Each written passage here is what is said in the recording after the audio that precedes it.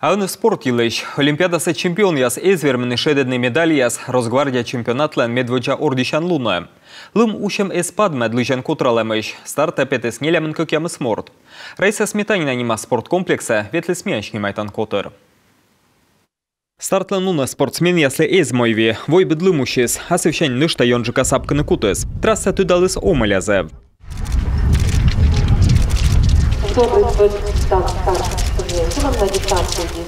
Ну я свенесны 10 километра классикаен. Трасса из Аснера. Уналайн колма вылна котортне. Медведь пыржа пятесны сборной воснопетка чищас Анастасия Фалеева да Мария Истомина.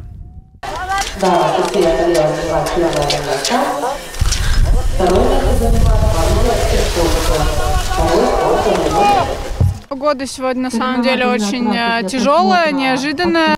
Поводя и свечищ там лоис, сумменами воим Казанищ, мунусен рочеса чемпионат. Шонудвеле, но трасса из чород, лым и сеча, а таны суммен далым, и бурату и слышедема, но тыв тырты стався. Комыл свещик султана мукадырье, гонка из щекадартмес. Мужича, если нышта щекаджиклой панищне, лым нышта йонджика учны кутес. Стартила петес на комын щичим спортсмен.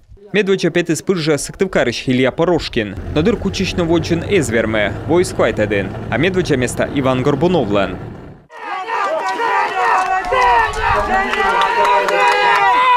Погода свои коррективы внесла.